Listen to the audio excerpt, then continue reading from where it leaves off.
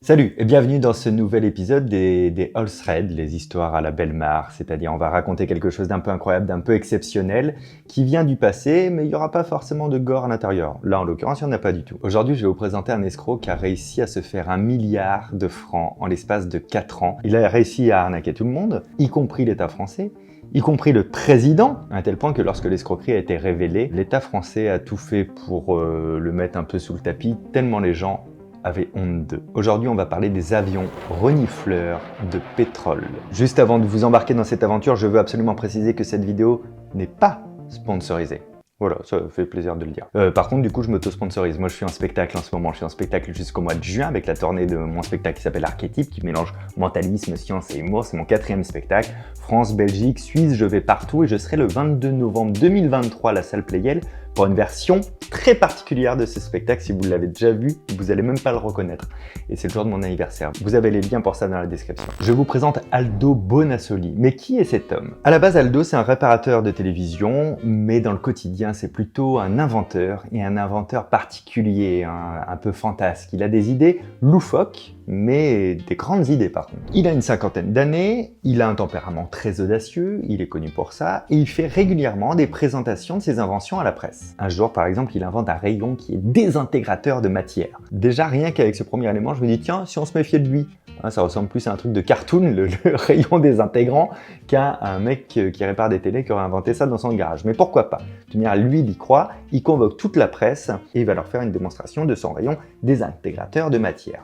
Alors, il va faire disparaître 2 casseroles, des petits objets divers en tout genre, des poupées de chiffon, plein de trucs comme ça. Évidemment, tout le monde est étonné, mais il ne va pas s'arrêter là parce que des inventions, il en a, on est un génie ou on ne l'est pas. Peu de temps après, Aldo affirme qu'il a monté un système qui permet d'écouter ce qui se passe dans les premiers satellites artificiels qu'on a mis sur orbite. C'est le début de la conquête spatiale. Et Aldo a posé un télescope sur son toit, il l'a modifié, il l'a bricolé et il affirme qu'il peut entendre ce qui se passe du coup dans les satellites là-haut dans le ciel. Alors il organise encore une grande réunion où tout le monde vient, il rameute tout le monde. Il prévient qu'il va capter les sons de la capsule spatiale dans laquelle est enfermé le colonel John Glenn, qui est le premier américain à avoir fait un vol orbital. Donc il dit à un moment donné, la capsule spatiale va passer au-dessus de nous, moi je vais l'entendre parler. Il met ses écouteurs, il bidouille un peu sa machine, son télescope, et à un moment donné, quelques minutes plus tard, il fait « C'est bon, ça y est, j'ai tout entendu, ça a marché !» Et il éructe de joie. Petit souci, il n'y a que lui qui a pu entendre, du coup, puisqu'il était le seul à avoir le casque, et comme la capsule est passée, on ne peut plus réécouter. Aldo Bonassoli est quand même très discret sur les composants qui forment sa machine, sur les procédés qu'il utilise. Il se montre très radin en termes d'information, alors pour protéger aussi ses inventions, mais même ses explications, elles ne vont jamais bien loin, comme si on n'était pas apte à le comprendre. Au final, Aldo affirme bien plus souvent qu'il ne démontre. Il affirme par exemple également pouvoir désintégrer de l'essence à distance, ce qui en temps de guerre serait incroyable pour stopper des chars, des avions, des sous-marins, des véhicules blindés, ce genre de choses. Et puis de toute manière, en cas de conflit aussi, il a trouvé un système pour désintégrer les bombes atomiques à distance. Il a des solutions à tout quand même, hein. Entre 2 réparations de télé. Vous l'avez compris, je me moque gentiment de lui, mais c'est une sorte d'arnaqueur, il joue les apprentis sorciers en permanence, mais on n'a pas de preuve que ce qu'il affirme est vrai. On n'a pas de preuve, mais ça n'empêche pas des gens d'y croire. Et c'est comme ça qu'il va rencontrer un comte belge, le comte Alain de Villegas. C'est quelqu'un de respectable, d'une 50aine d'années, qui habite dans son château en Belgique. Le comte est connu, et se présente d'ailleurs comme tel, pour être féru de science. Il adore la science, c'est quelqu'un de pragmatique, c'est quelqu'un qui aime les faits, les preuves, et qui pense que la science peut faire des miracles. Par exemple, il est persuadé qu'en séparant le sel de l'eau de mer, on pourra ensuite le transformer en or. Il est aussi persuadé que l'an 2000 sera l'année de l'apocalypse. Alors ça, il y en a quand même beaucoup qui l'ont cru, hein, même jusqu'à l'arrivée d'ailleurs de l'an 2000, et que seuls certains humains seront sauvés par les extraterrestres. Il est féru d'une certaine science, d'une science merveilleuse, d'une science un petit peu magique. Et forcément, le comte est impressionné par Bonassoli et par toutes ses inventions, et il croit réellement en ce qu'il fait. Pour Bonassoli, le comte, c'est la personne rêvée, j'allais dire le pigeon rêvé, mais il y a un petit peu de ça, vous allez voir. Ils se sont rencontrés, ils ont sympathisé, maintenant on est en 1968, et ils s'associent pour développer une invention de Bonassoli. Ils vont créer un détecteur de nappes d'eau profonde. Ce qui coûte cher quand on cherche des nappes d'eau, alors c'est d'estimer où elles pourraient être, mais c'est surtout le forage après pour aller le constater. Quand c'est un échec, c'est un peu tout ça pour rien. Eh bien, Aldo, lui, dit qu'il a créé un détecteur, il y a juste à le développer, ils vont le développer ensemble, ils vont aller le tester en Bretagne, ça marche très bien, et ils vont aller pousser ensuite leur détection en Iran et dans le désert du Libye également. Aldo est très très fier que les choses prennent vie, qu'on en parle, qu'on commence aussi à le croire, qu'on le finance un petit peu. D'ailleurs, il dit qu'il n'y a pas de limite à sa détection, qu'il peut détecter de l'eau à n'importe quelle profondeur, peu importe la quantité. Et d'ailleurs, à partir de ce moment-là, Aldo va plus se présenter comme inventeur, ni même d'ailleurs comme réparateur de télé, mais il va se présenter comme un professeur en physique nucléaire. Bon, peu importe que ce diplôme n'existe pas, lui il dit qu'il l'a. Et de toute manière, personne ne demande à le voir, personne ne lui demande des comptes à ce sujet. Et ça marche le fait d'aller faire des recherches loin, le fait d'être associé à un compte belge, ça marche à un point qu'ils vont avoir leur premier investisseur et pas des moindres. Ça va être Carlo Pesanti, un richissime homme d'affaires italien qui va investir l'équivalent de 70 millions d'euros dans ce nouveau procédé incroyable. Aldo, avec cet argent, améliore son système et prétend ensuite avoir trouvé une nappe phréatique incroyable à 200 mètres de profondeur en Espagne. Mais en plus de cette nappe phréatique, Aldo est comme un fou. Il saute de partout, il parle à tout le monde, il est dans une excitation folle. Grâce à tout cet argent, il a vraiment pu se consacrer à l'amélioration du système et aujourd'hui, son système ne détecte pas que les nappes phréatiques, non, il détecte aussi les nappes de pétrole. Et ça tombe plutôt bien, on est dans les années 70 et la France vit son premier choc pétrolier. Donc d'avoir tout un système qu'on peut mettre dans un avion et que ces avions puissent juste survoler une surface, une terre et détecter s'il y a du pétrole ou pas, c'est quand même pas mal. Aldo donne un nom à son appareil qu'on appellera bien plus tard, après dans la presse, les avions renifleurs, il appelle ça l'appareil de détection à vision dirigée, le VDS. Et là, ça va commencer à se transformer à la Ocean's 11, c'est-à-dire que beaucoup de gens vont commencer à s'agglomérer autour de notre ami Aldo. Le premier, c'est Jean Violet. Jean Violet, à la base, il travaille pour Pesanti, celui qui a investi les millions et les millions dans l'affaire. Cet homme-là est spécialisé en exploitation de brevets d'invention. Et il va faire en sorte que cette invention serve, soit utile et connue. Il va en parler à Philippe de Weck, c'est le président de l'Union des banques suisses, l'UBS. Et l'UBS va offrir son soutien dans toutes les transactions qu'il va y avoir à réaliser. Mais Philippe de Weck veut choisir ses partenaires. Il veut pas n'importe qui autour de ce projet. C'est sûrement le projet du siècle, pouvoir détecter le pétrole à distance. C'est incroyable, ça va donner une longueur d'avance et surtout des revenus assez conséquents. Alors pour une invention aussi révolutionnaire, il veut une société en béton, la leader dans son marché à l'époque, il veut Elf. Le PDG de Elf, à cette époque, c'est Pierre Guillaumat, c'est un ancien ministre gaulliste d'ailleurs, et qui est très embêté parce qu'on est en pleine crise pétrolière. Elf avait des exploitations de pétrole en Irak et en Algérie, elle les a toutes perdues, ils sont à la recherche de nouveaux sites. Alors vous pensez bien que quelqu'un qui propose un avion qui est capable de détecter depuis les airs en survolant n'importe quel endroit du territoire, qui est capable donc de détecter du pétrole mais aussi de l'uranium et du gaz, parce que ça ne s'arrête jamais avec Aldo, toujours plus, et qu'on puisse connaître les emplacements précis et les quantités sans avoir besoin de faire de forage, ce qui est très intéressant pour les économies d'argent, de temps, mais aussi pour la discrétion, dans le fond, ça tout le monde veut y croire, c'est le bon moment. Sauf que scientifiquement, la détection par infrarouge, ça marche qu'en surface, à la limite à quelques mètres. Donc personne ne sait comment ça marche, personne ne comprend pourquoi ça marche, mais tout le monde veut y croire. Et c'est comme ça que la machine commence à se lancer. Et des années plus tard d'ailleurs, un des patrons de Elf, un des dirigeants de Elf, dira simplement dans une déclaration au début on s'est dit pourquoi pas. C'est parti d'un et pourquoi pas quand même. Ils effectuent des tests dans le Tarn parce que évidemment Elf ne veut pas partir à l'aveuglette, ils envoient l'avion détecte des nappes de pétrole, ces gisements de pétrole ont été aussi détectés par les techniciens de chez Elf. Ils connaissaient l'existence, donc ils peuvent constater que le système de détection fonctionne bien. Et c'est pour ça que d'ailleurs Aldo est au taquet, parce que ça marche tout ça. Mais vous vous dites, si ça marche si bien, pourquoi est-ce que moi je le présente comme un escroc depuis tout à l'heure, cet inventeur de génie? C'est là où il est très fort. Vous avez vu que quand je vous raconte l'histoire, on a beau savoir qu'il y a des choses qui sont bizarres, au fur et à mesure, on a toujours le doute de est-ce que là il a vraiment réussi à faire quelque chose, ou est-ce que tout ça c'est du vent? Est-ce que vraiment sur la base d'une fumisterie, il irait aussi loin? Alors je vais être bien clair, rien de ce qu'il a inventé n'a fonctionné. Cet avion renifleur, c'est du vent, ça n'existe pas. Comment il a réussi à détecter les bonnes nappes de pétrole dans le Tarn? Bonassoli et Villegas avaient eu les relevés, donc il y avait eu des fuites en interne, ils avaient eu accès en interne chez Elf. Donc ils savaient déjà où est-ce qu'étaient les nappes sur la carte, et ils ont fait semblant de les découvrir. Tout ça est fait sciemment et consciemment. Sauf qu'évidemment, tout le monde est convaincu, vous le savez, mais moi je le sais, mais eux à l'époque ils ne le savent pas. 5 jours plus tard, le PDG, le patron d'EDF dont je vous parlais tout à l'heure, va à l'Élysée pour annoncer la bonne nouvelle au président de la République, à l'époque Valéry Giscard d'Estaing. Une décision est prise, on n'en parle à personne, pas un mot à la presse, ça doit rester complètement secret. L'invention est tellement révolutionnaire qu'il ne faudrait pas se la faire piquer. Pour eux, l'invention de Aldo et de Villegas, c'est une invention capable de renifler le pétrole, d'où le nom des avions renifleurs. Tout se passe bien pour Aldo, Villegas continue d'investir. Il crée un centre de recherche fondamentale, le CRF, dans son château directement en Belgique, où sont employés une vingtaine de salariés. Donc il y a un labo, il y a plein d'ordinateurs, à l'époque ça coûte cher, il y a des salariés, on ne sait pas très bien ce qu'ils font.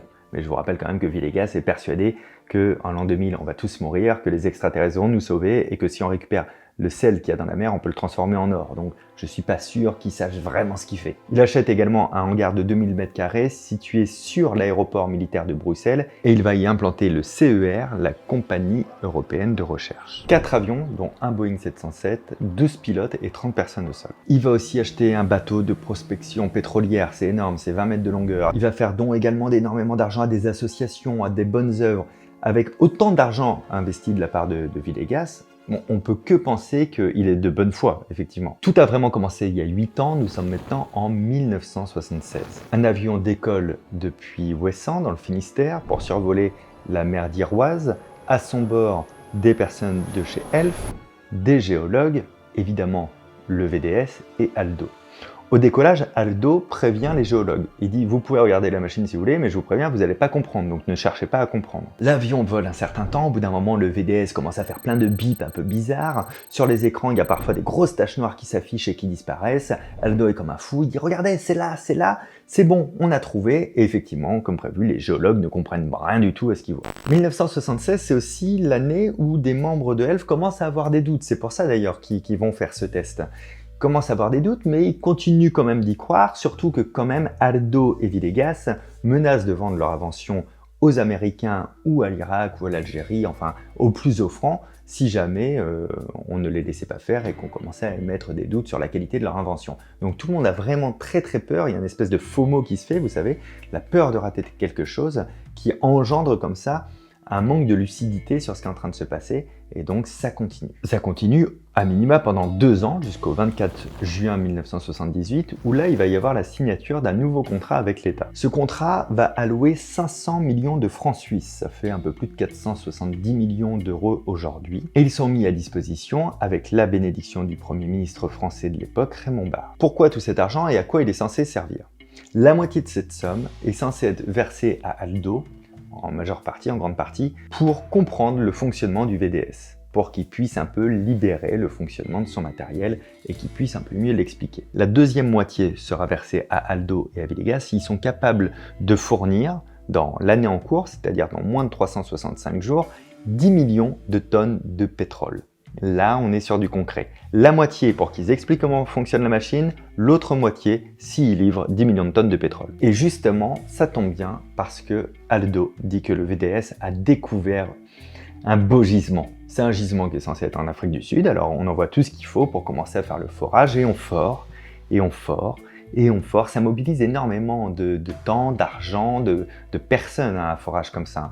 On fore et on fore toujours et on fore jusqu'à 5900 mètres. 5900 mètres, la tige se coince, donc les ingénieurs d'Elf décident d'arrêter les frais. Je vous cache pas que Bonassoli est très déçu, puisqu'il explique que c'est vraiment dommage parce que la nappe se trouve à 6202 mètres. Voilà, avant il n'avait pas encore la donnée, mais maintenant il en est sûr, il n'était qu'à 300 mètres. C'est dommage. Entre-temps, Elf a changé de PDG, c'est Alain Chalandon maintenant qui est le président, le directeur général de Elf. Le président de la France est toujours Valéry Giscard d'Estaing et les deux communiquent entre eux et commencent vraiment à avoir des gros doutes sur ce qui se passe. On pourrait se dire que Aldo commencerait à lever le pied un petit peu sur ses affaires et son arnaque, mais pas du tout. Pour lui, ça ne fait que commencer, c'est l'autoroute de la connerie, il continue. Le 5 avril 1979, Aldo invite Chalandon, donc le PDG de Elf, et Valéry Giscard d'Estaing, à le rejoindre dans une petite cabane en Champagne-Ardenne parce qu'il veut leur montrer quelque chose. Il va faire apparaître un objet dans un écran grâce à des résonances magnétiques. Vous savez pas ce que ça veut dire ? Bah, moi non plus. Et pour être honnête, Aldo non plus. De retour à l'Élysée, Valéry Giscard d'Estaing va écrire une note très négative sur Aldo et sur ce qu'il a vu dans la cabane et sur ses impressions. Il va écrire ça à sa secrétaire dans le but de laisser une trace écrite quelque part. Moins de 2 mois après, le 24 mai 1979, le ministre de l'Industrie de l'époque va rapatrier tout le matériel qu'il y avait chez Villegas, tout le matériel scientifique, et il va nommer à la tête de ce projet-là un scientifique de renom. C'est Jules Horowitz qui est désigné et qui va devoir vérifier le bien fondé de toute cette affaire. Aldo n'a pas très peur et il dit « il n'y a pas de problème, vous voulez qu'on teste la qualité de mon VDS, on va le tester. C'est fou que vous remettiez ça en cause, mais il n'y a pas de souci, on va mettre le VDS dans une pièce, on va mettre un énorme mur devant lui, et vous, derrière ce mur, vous allez placer, voilà, prenez cette règle, vous allez placer cette règle-là derrière, et nous, on constatera sur mes écrans qu'on voit la forme de la règle apparaître. Comme ça, vous serez convaincus au moins que c'est capable de détecter, même s'il y a des choses comme ça qui empêchent la vision censée être infrarouge. Donc c'est ce qui se passe. Horowitz ne reste pas du côté du VDS, lui dit je vais aller du côté de la règle pour voir qu'il n'y a pas d'embrouille en fait, de l'autre côté du mur. Et puis le reste des équipes qui sont là pour les vérifications restent avec Aldo du côté du VDS. Aldo enclenche le VDS, mais Horowitz va faire quelque chose secrètement qu'il ne dit à personne, il n'y a que lui qui le sait. Il brise la règle en deux juste avant de la mettre sur le support de détection. Donc il y a une vraie distance et elle est vraiment cassée. De l'autre côté du VDS, il y a de la neige qui apparaît sur les écrans et là, la règle apparaît. Miracle, elle est intacte. C'est incroyable. Tout le monde comprend très rapidement que Bonassoli, en fait, glissait des images entre deux feuilles de photos noires derrière laquelle il y avait justement une lampe infrarouge et qui pouvait l'actionner avec une télécommande à distance. La supercherie est terminée, les comptes sont bloqués, les sociétés sont liquidées, c'est le début de la fin, c'est surtout le début des emmerdements pour Bonassoli et pour Villegas. Mais vous allez voir que ça va encore plus loin. Juillet 79, l'association qui reliait Elf avec les inventeurs, dirons-nous, évidemment est réduite à néant, et Elf réussit à récupérer seulement la moitié de ce qu'ils avaient versé. Comme je vous l'ai dit au début de la vidéo, l'escroquerie a duré 4 ans et a coûté environ 1 milliard de francs. Mais l'affaire n'éclate pas au grand jour. Pourquoi ? Parce que c'est un peu comme l'histoire que je vous avais racontée en 2016 ou 2017, il me semble, sur la chaîne, sur celui qui avait vendu la Tour Eiffel, et plusieurs fois en plus, un autre escroc, parce que les gens ont honte. Ils ont honte d'eux, parce qu'on parle de grandes entreprises, on parle de l'État, on parle du président, on parle d'un Premier ministre. Ils veulent pas que tout le monde sache qu'ils se sont fait pigeonner, mais très bêtement. Je veux dire, personne n'avait ne serait-ce que vérifié la machine, ou démonté pour la remonter, sans savoir comment elle fonctionne, mais déjà pour regarder un petit peu ce qu'il y avait. Aucun test probant n'avait été effectué, quelque chose de critique vis-à-vis des possibilités de la machine. 2 ans plus tard, en 1981, changement de président, c'est la gauche qui prend le pouvoir, avec Mitterrand qui arrive aux commandes.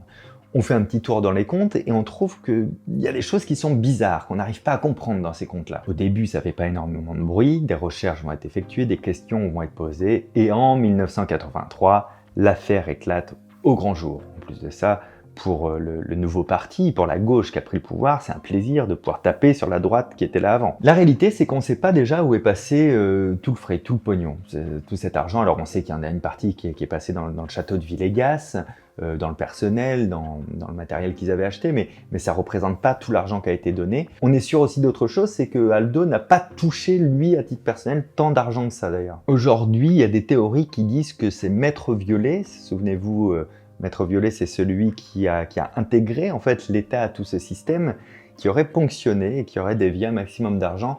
Il n'y a pas vraiment de preuves. Encore aujourd'hui, en 2023, ça reste très flou. Il n'y aura pas de poursuite face à tout ça, il n'y aura pas de procès non plus. Valéry Giscard d'Estaing va rendre publique la note confidentielle qu'il avait fait à sa secrétaire, note qui disait qu'il avait des doutes et qui craignait d'être en face d'escrocs et d'arnaqueurs, donc ça va le dédouaner. Et en 1984, Bonassoli va même aller jusqu'à donner une interview dans son laboratoire pour défendre son travail. Cette interview, on peut la retrouver sur le site de l'INA, je vous mettrai un lien dans la description. Pour Bonassoli, son seul employeur, c'était Villegas, donc il touchait son salaire de la part de Villegas, et c'est tout. Et quand on regarde son train de vie, on peut se dire qu'apparemment, il n'a pas gagné effectivement tant d'argent que ça. Villegas, lui, qui devait rendre tout l'argent, est décédé, ruiné quelques années plus tard. Quant à Aldo, il est revenu à son point de départ. il est redevenu réparateur de télévision. Comment ça peut fonctionner une affaire d'une telle ampleur? Je pense que c'est vraiment les mécaniques psychologiques là qui rentrent en ligne de compte, hein. La première chose, en fait, c'est de dissocier deux faisceaux de distorsion de la réalité.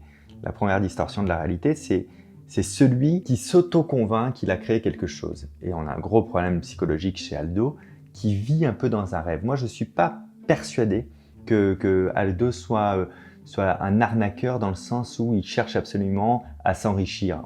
On a des preuves qu'il n'a pas gagné tant que ça. Il aurait pu trouver un système, hein, il est malin. On a surtout affaire à un mythomane, un peu rêveur, un peu fantasque. J'aime à croire qu'il savait que ses inventions ne marchaient pas, ça c'est sûr, qu'il arrivait à se convaincre ensuite qu'elles fonctionnaient, et qu'il se disait dans le temps je vais trouver, c'est qu'une affaire de temps, et qui vivait en fait son moment maintenant, en se disant mais je vais trouver la solution pour faire ça plus tard, de toute manière c'est sûr c'est possible. La deuxième distorsion de la réalité, c'est les autres. C'est les autres qui bénéficiaient des avions renifleurs, là, en l'occurrence, parce que cette solution, elle répondait en fait à un besoin, c'était le besoin de pétrole de l'époque. On avait tellement envie d'y croire que du coup, on met sur off ces signaux d'esprit critique, les biais cognitifs prennent le relais, et par exemple en psychologie, il y a quelque chose qui est très connu en manipulation, c'est le besoin de cohérence. On va avoir du mal à revenir en arrière soi-même, pour son intégrité mentale en fait, hein, la dissonance cognitive.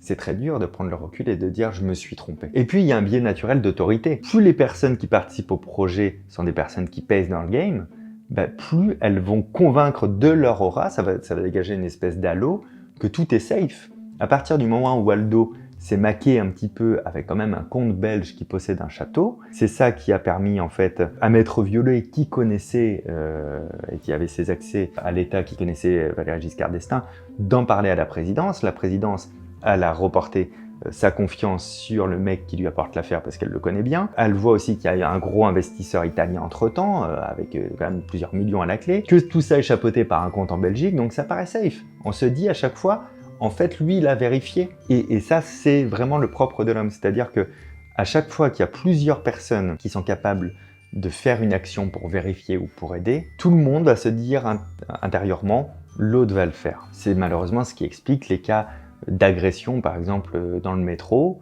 où quelqu'un se fait agresser au couteau et se fait dépouiller, par exemple, et personne ne bouge dans le wagon. Et nous, on se dit, moi, si j'avais été là, ça ne serait pas passé comme ça, j'aurais bougé. En réalité, c'est parce qu'il y a plein de monde que personne n'a bougé, parce que chacun se sent déresponsabilisé en se disant, les autres vont faire quelque chose. Voilà comment l'affaire des avions renifleurs a pu perdurer 4 ans. Je trouve ça incroyable. J'ai hâte d'avoir vos avis en commentaire. Je sais que c'est pas une histoire qui est très très connue, mais moi je la connaissais depuis longtemps. Je me suis dit que ça rentrait bien comme ça dans ce format de vidéo, donc j'ai hâte d'avoir vos retours. Je vous mets aussi toutes les anciennes histoires comme ça que j'ai pu raconter dans la description, évidemment. La même description où vous trouvez les dates de tournée pour venir me voir en spectacle. On se voit à la fin des spectacles, hein. Si vous avez envie de m'attendre après le show, 10 minutes après je sors et on peut papoter, faire des photos, tout ça. Prenez soin de vous, à très bientôt, ciao!